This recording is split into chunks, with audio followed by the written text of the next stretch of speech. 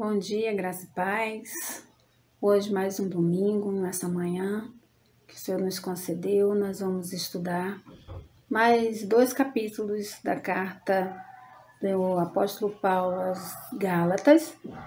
Nós vamos estudar hoje o capítulo 3 e 4 e vamos primeiramente fazer uma oração agradecendo a Deus por esse dia, por mais um dia na sua presença. Oremos.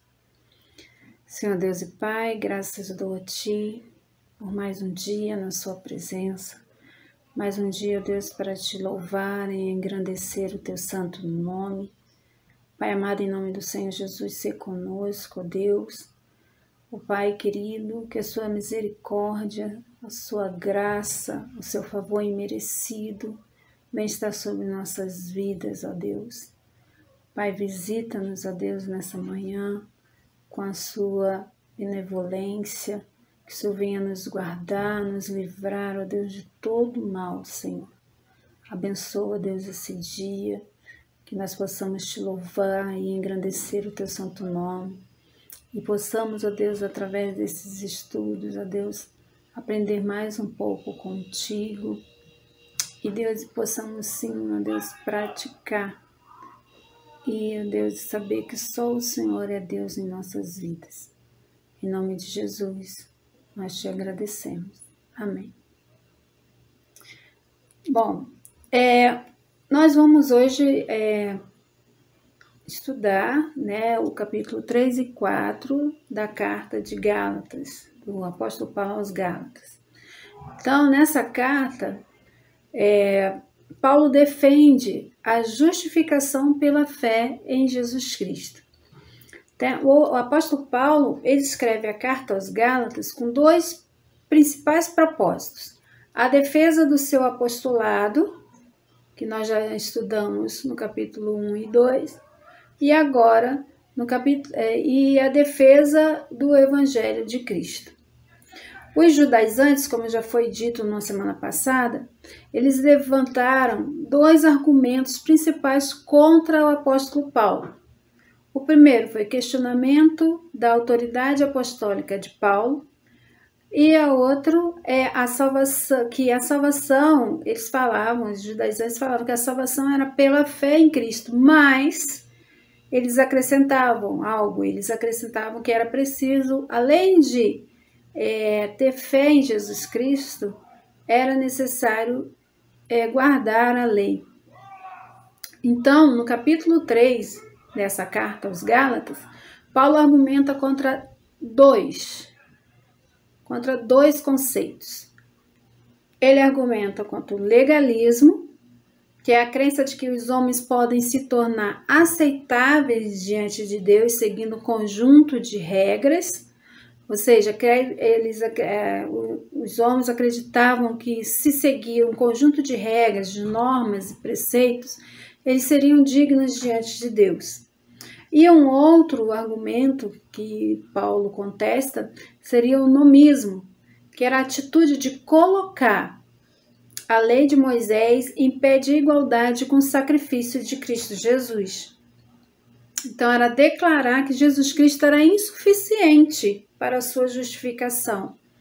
Então, Paulo escreveu essa carta aos Gálatas e no 3º capítulo ele defende, ele argumenta, ele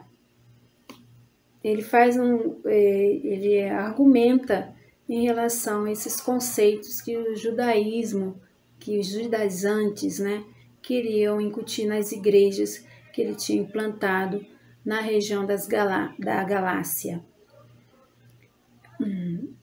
No capítulo 3, então vamos ler lá no capítulo 3, no versículo 1, abre a sua Bíblia, vamos começar então a ler com a nossa Bíblia. No capítulo 3, no versículo 1 ao 9, então nesse trecho, nesses versículos do 1 ao 9, diz que é a grande verdade do Evangelho. Paulo fala sobre a grande verdade do Evangelho. Então vamos lá, no versículo 1, capítulo 3, versículo 1.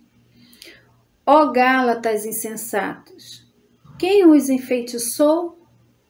Não foi diante dos seus olhos que Jesus Cristo foi exposto como crucificado? Gostaria de saber apenas uma coisa. Foi pela prática da lei que vocês receberam o Espírito ou pela fé naquilo que ouviram? Será que vocês são tão insensatos que, tendo começado pelo Espírito, querem agora se aperfeiçoar pelo esforço próprio? Será que foi inútil sofrerem tantas coisas? Se é que foi inútil. Aquele que lhes dá o seu Espírito e opera milagres entre vocês, realiza essas coisas pela prática da lei ou pela fé com a qual receberam a palavra? Considerem o exemplo de Abraão.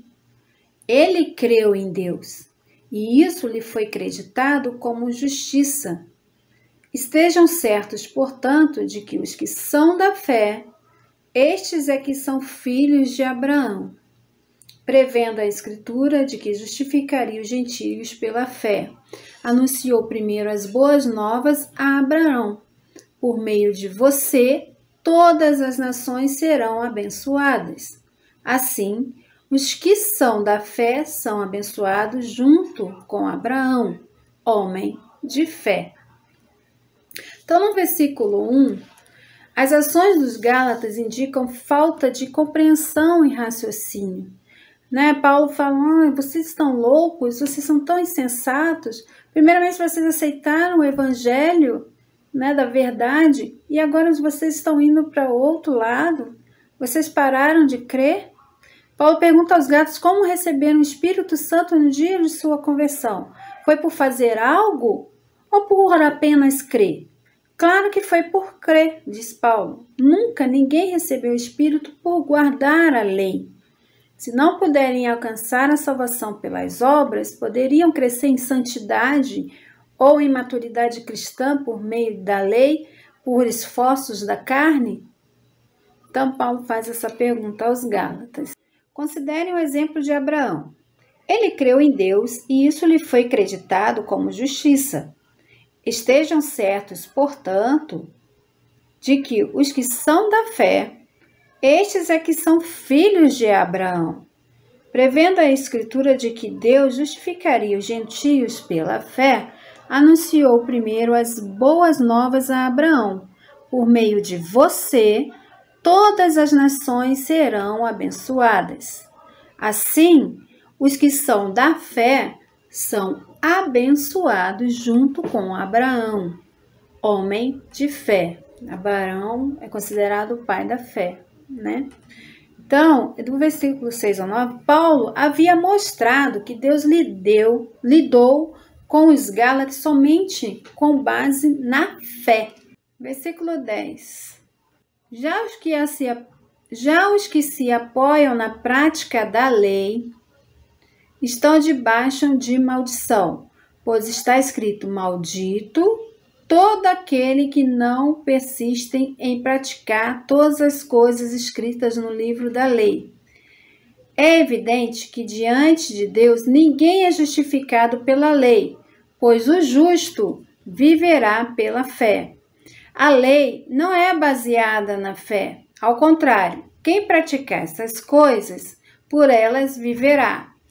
Cristo nos redimiu da maldição da lei, quando se tornou maldição em nosso lugar, pois está escrito: maldito todo aquele que for pendurado no madeiro. Isso para que em Cristo Jesus a bênção de Abraão chegasse também aos gentios, para que recebêssemos a promessa do Espírito mediante a fé. Então, no versículo 10, Paulo mostra pelas Escrituras Sagradas que, longe de conferir bênção, a lei pode apenas trazer maldição. Ou seja, todos aqueles que esperam obter favor de Deus por obedecer à lei estão debaixo de maldição, a saber, condenados à morte, porque está escrito: maldito quem não puser em prática as palavras dessa lei. Isso foi citado por Paulo em Deuteronômio Deuteronômio 27, capítulo 27, versículo 26. Então, é preciso permanecer em todas as coisas escritas na lei. Não basta guardar os 10 mandamentos, mas todas as leis nos 5 livros de Moisés. No versículo 11, diz assim: é evidente que diante de Deus ninguém é justificado pela lei, pois o justo viverá pela fé. Então, no versículo 9 do capítulo 3 da carta de Paulo aos Gálatas, diz assim: assim, os que são da fé são abençoados junto com Abraão, homem de fé. Todos os que exercem fé em Deus são abençoados junto com Abraão, homem de fé. No versículo 10, diz: já os que se apoiam na prática da lei estão debaixo de maldição, pois está escrito: maldito todo aquele que não persiste em praticar todas as coisas escritas no livro da lei. Então, Paulo mostra no versículo 10, pelas escrituras sagradas, que longe de conferir a bênção, a lei pode apenas trazer maldição. Ou seja, todos aqueles que esperam um favor, obter o favor de Deus por obedecer à lei, estão debaixo de maldição, a saber, condenados à morte, porque está escrito: maldito quem não puser em prática as palavras dessa lei. Isso está escrito lá em Deuteronômio, capítulo 27, versículo 26. É preciso permanecer em todas as coisas escritas na lei. Não basta guardar somente os 10 mandamentos, mas todas as leis nos 5 livros de Moisés, no Pentateuco. Então, é impossível. Deus sabia que era impossível guardar a lei. Você não consegue guardar todas as leis, né? Então, no versículo 11, Paulo diz assim: é evidente que diante de Deus ninguém é justificado pela lei, pois o justo viverá pela fé. Então, no versículo 11, Paulo ele cita Abacuque, capítulo 2, versículo 4, para comprovar que Deus sempre justificava os homens pela fé e não pela lei. O justo viverá pela fé. Os que são declarados justos por causa de sua fé e não por obras têm a vida eterna. No versículo 12, Paulo diz: a lei não é baseada na fé. Ao contrário, quem praticar essas coisas por elas viverá. Então, a lei não requer que os homens creiam, nem sequer pede que tentam guardar os mandamentos, mas ela exige obediência completa, perfeita e absoluta, conforme ensinado lá em Levítico 18, capítulo 18, no versículo 5. A lei diz: cumpra e viverá, mas a fé diz: creia e viverá. Então, a lei é rígida, a fé é benevolente, né? A graça de Deus, a fé é pela graça de Deus, pelo favor imerecido de Deus. Versículo 13 e 14, diz assim: Cristo nos redimiu da maldição da lei quando se tornou maldição em nosso lugar. Pois está escrito: maldito todo aquele que for pendurado num madeiro. Isso para que em Cristo Jesus a bênção de Abraão chegasse também aos gentios, para que recebêssemos a promessa do Espírito mediante a fé. Não é possível se apoiar na prática da lei, porque a lei dizia que quem não praticasse todas as exigências estaria debaixo de maldição. Cristo, ele se fez maldito por nós, recebendo a morte de cruz em nosso lugar. conforme citação, maldito aquele que for pendurado no madeiro.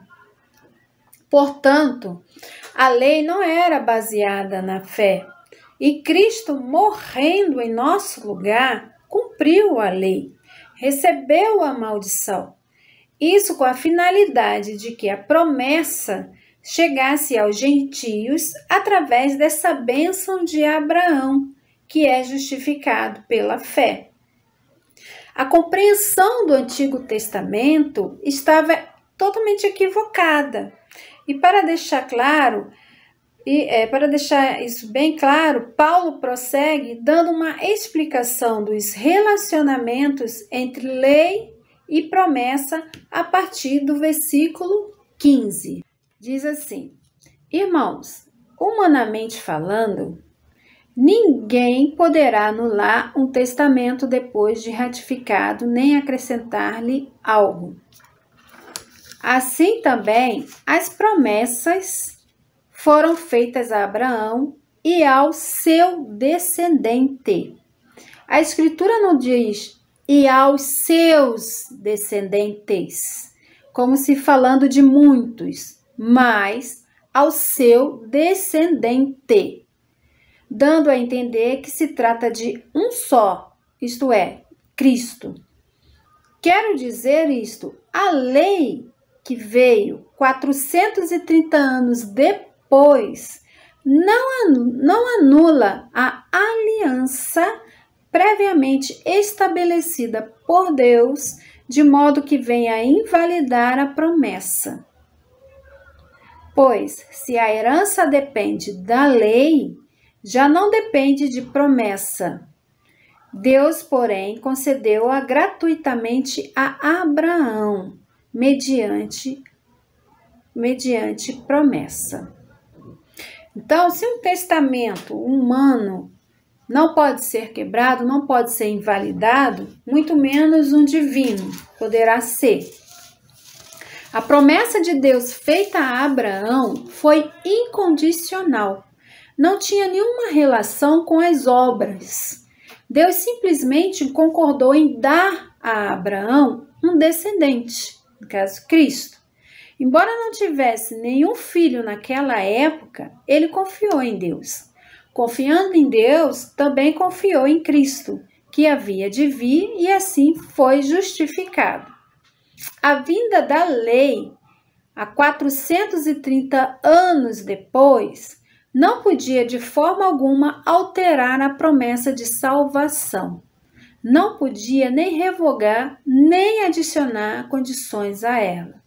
Então, esses 430 anos depois, que a vinda da lei veio 430 anos depois, ou seja, primeiro veio os 30 anos de José e Jacó no Egito, a escravidão, o êxodo do povo de Israel, depois de 400 anos de cativeiro, o povo de Israel saindo do Egito, teve o êxodo, aí veio sim a lei, a vinda da lei, depois de 430 anos depois da promessa. E essa lei, que veio depois de 430 anos depois da promessa, não invalida a promessa. Não invalida. E ela não pode alterar, a lei não pode alterar a promessa de salvação que Deus fez, a aliança de salvação que Deus fez com Abraão. Nem podia nem revogar, nem adicionar condições a ela.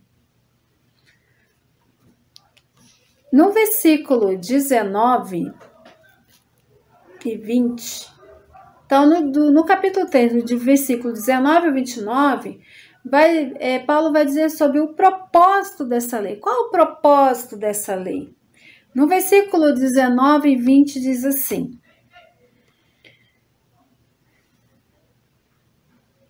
19 e 20.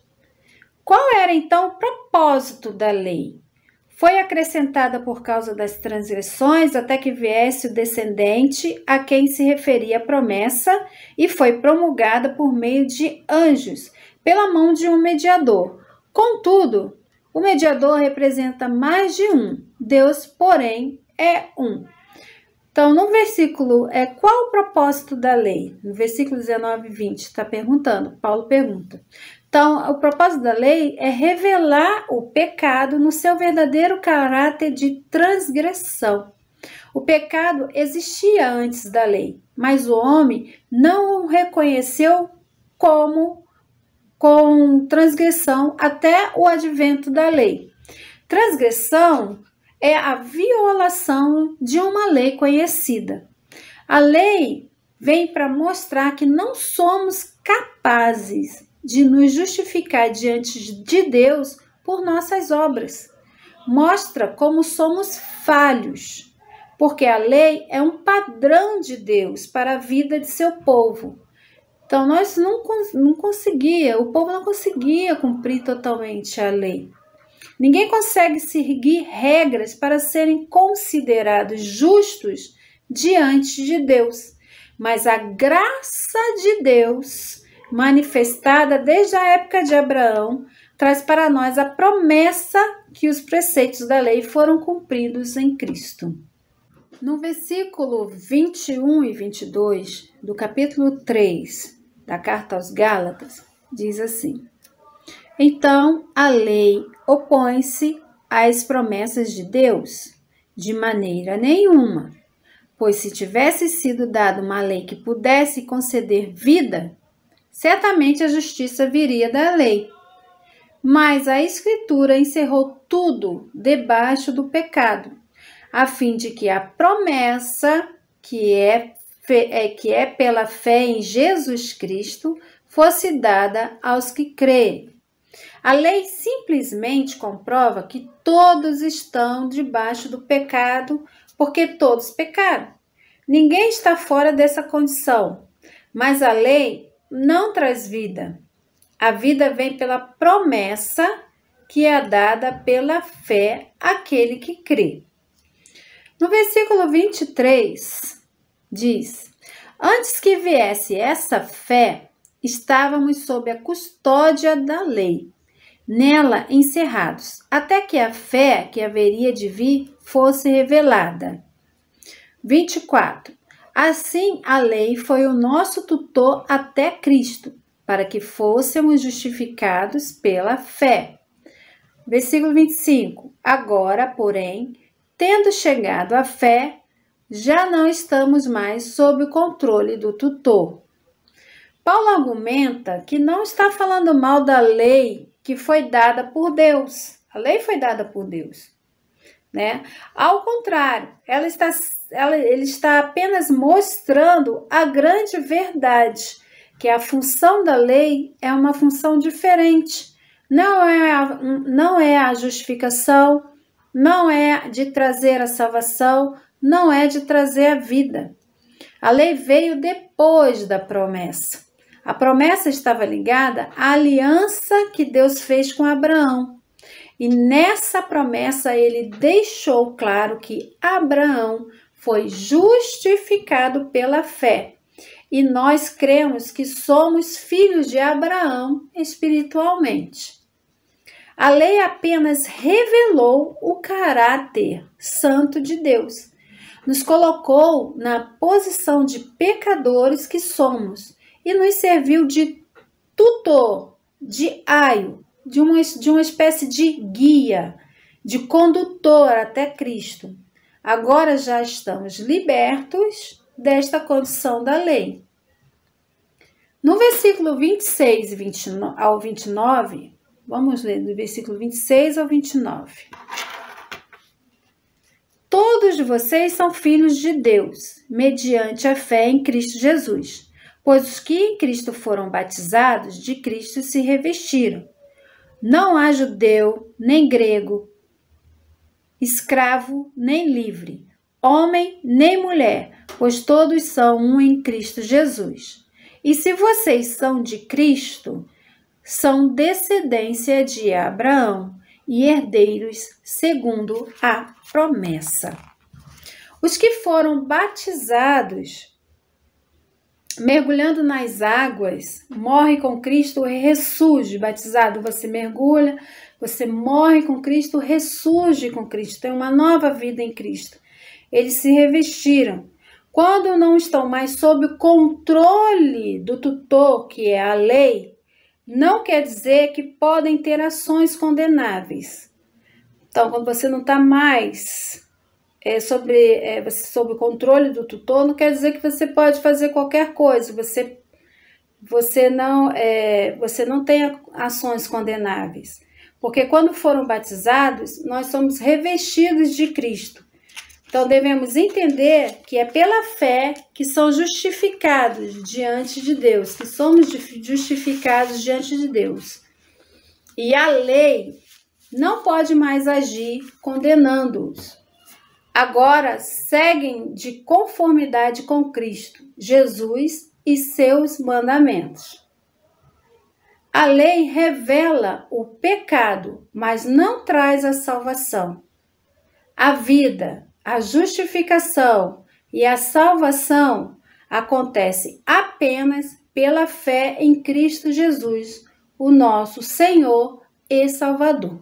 Bom, agora nós chegamos ao capítulo 4 da carta do apóstolo Paulo aos Gálatas, né? E voltando um pouquinho ao capítulo 3, nós acabamos de falar do capítulo 3, do versículo 26 ao 29, então a gente sabe que como nós temos uma promessa que atinge a descendência, a pergunta é: quem de fato tem herança? Quem de fato tem acesso a essa promessa? Daí Paulo diz: nós somos filhos de Deus mediante a fé em Cristo.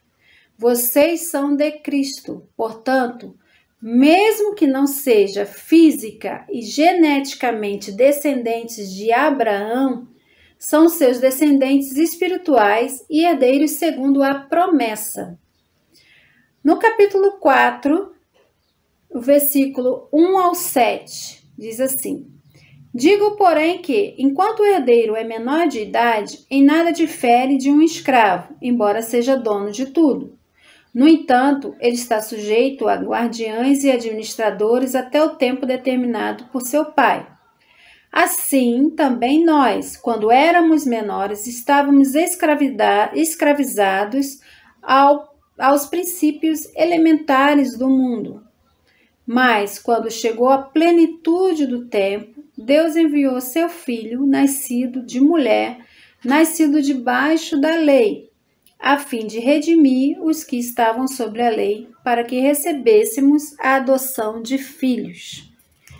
E, porque vocês são filhos, Deus enviou o Espírito do seu Filho ao coração de vocês, e ele clama: Abba, Pai. Assim, você já não é mais escravo, mas filho. E por ser filho, Deus também o tornou herdeiro.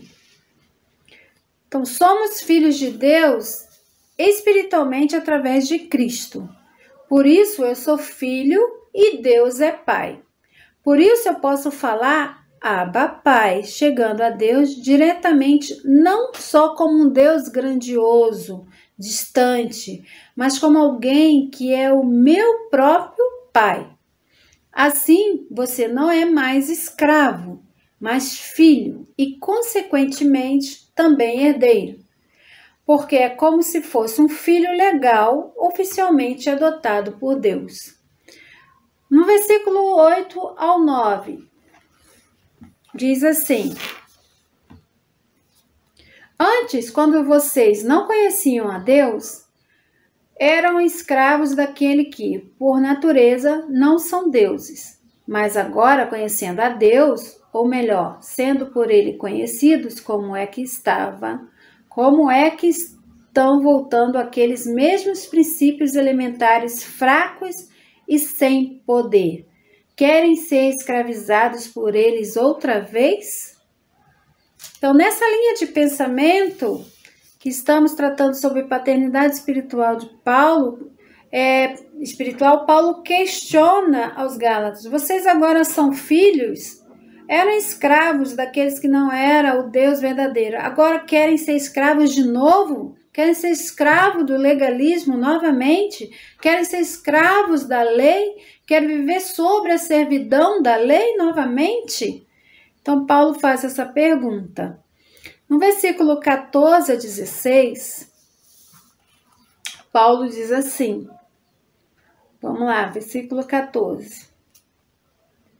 Embora as minhas doenças lhes tenham sido uma provação, vocês não me trataram com desprezo ou desdém. Ao contrário, receberam-me como se eu fosse um anjo de Deus, como o próprio Cristo Jesus. O que aconteceu com a alegria de vocês? Tenho certeza que, se fosse possível, vocês teriam arrancado os próprios olhos para dá-los a mim. Tornei-me inimigo de vocês por lhes dizer a verdade?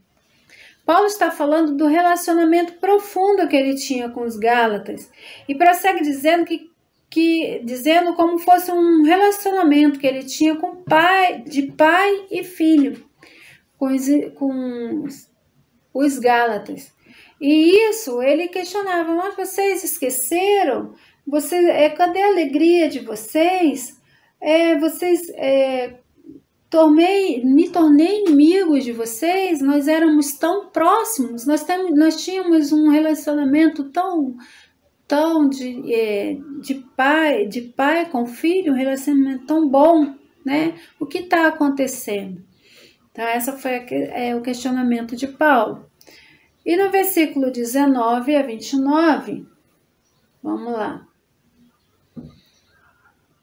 Meus filhos, novamente estou sofrendo dores de parto por sua causa, até que Cristo seja formado em vocês. Eu gostaria de estar com vocês agora e mudar o meu tom de voz, pois estou perplexo quanto a vocês.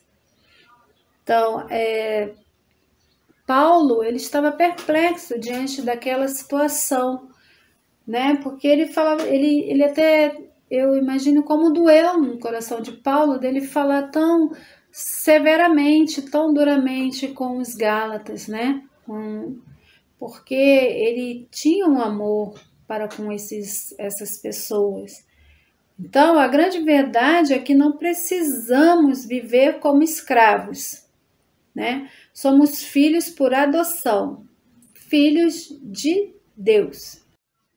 No versículo 19 ao 21, no capítulo 3, diz assim: Meus filhos, novamente estou sofrendo dores de parto por sua causa, até que Cristo seja formado em vocês. Eu gostaria de estar com vocês agora e mudar o meu tom de voz, pois estou perplexo quanto a vocês. Digam-me vocês, os que querem estar debaixo da lei. Acaso vocês não ouvem a lei? A grande verdade Paulo diz que a grande verdade é que não precisamos viver como escravos. Somos filhos por adoção, filhos de Deus através de Jesus Cristo. Da mesma forma desse relacionamento de proximidade e amor, Paulo se coloca como um pai espiritual dos Gálatas.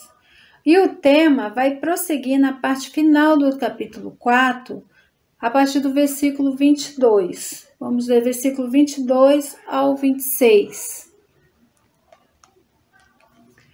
Que é uma ilustração, né? Que Paulo fala sobre duas mulheres, Sara e Agar. Pois está escrito que Abraão teve 2 filhos, um da escrava e outro da livre.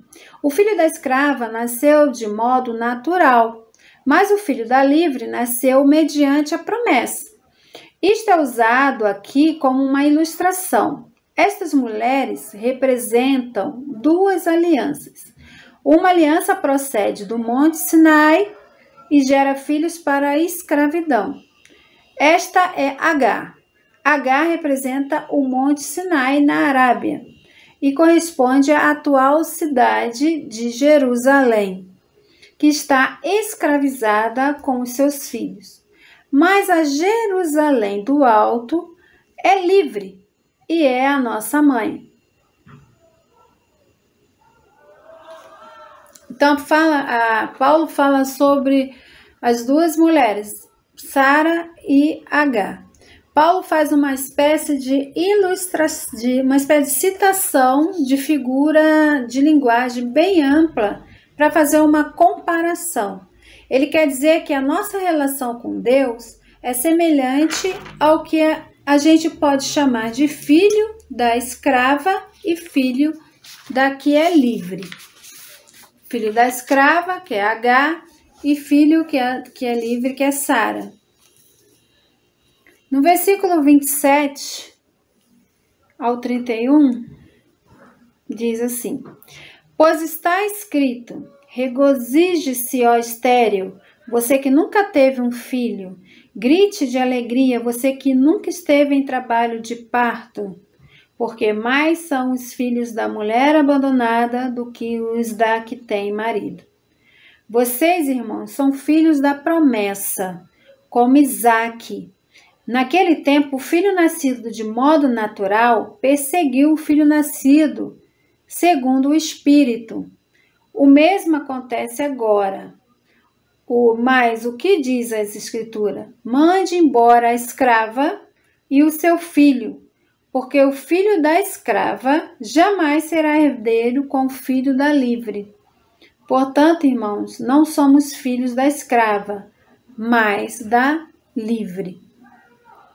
Então, aqui ele está fazendo uma menção de Isaías 54, de que a estéril pode se alegrar porque tem mais filhos do que a que tem marido.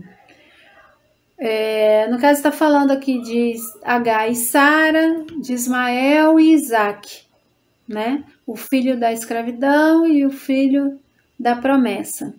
Paulo diz que a questão da paternidade, a questão da filiação, o que importa não é tanto os aspectos genéticos. O que vale não é de descendente literal de Abraão.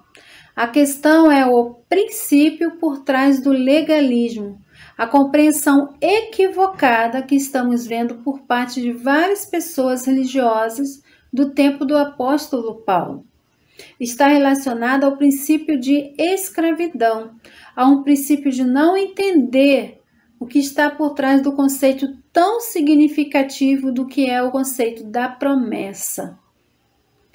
Paulo, pai espiritual aos seus filhos, os Gálatas, está explicando que o que importa não é tanto a sua descendência propriamente física, mas sim ser filho de uma forma a ter a mesma fé de Abraão, a mesma fé que Abraão teve. E agora, mediante esse novo princípio, nós podemos claramente declarar que somos filhos de Deus por adoção e somos herdeiros de Deus em Cristo Jesus e somos justificados com o nosso pai Abraão. Então, aqui nós terminamos o capítulo 3 e 4 da Epístola do Apóstolo Paulo aos Gálatas, né? Da próximo domingo, nós estaremos de volta, fechando então essa Epístola aos Gálatas, né? De Paulo aos Gálatas, nós vamos falar do capítulo 5 e 4 e vamos concluir essa carta. Então, desejo a vocês um bom culto, Deus abençoe, tenham um dia abençoado na presença do Senhor, uma semana abençoada, que possamos sim estar vivendo pela fé e crendo que nós somos sim herdeiros, somos sim filhos de Deus por adoção e nós damos graças por isso. Nós agradecemos e louvamos o Senhor por essa graça merecida. Deus abençoe e até o próximo domingo.